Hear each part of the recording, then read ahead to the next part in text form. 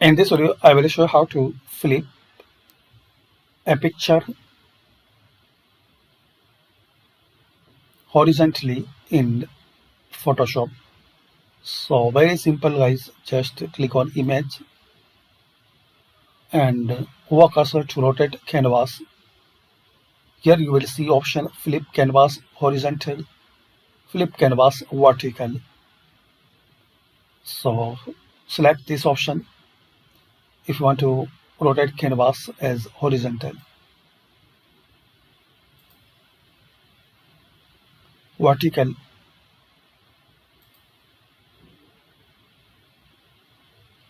and there are some more options like you can rotate 180, 90 CW or 90 CCW,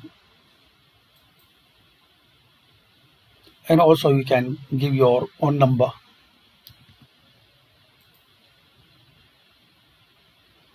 like this. So thanks for watching, and please share, like and subscribe this channel for more useful videos.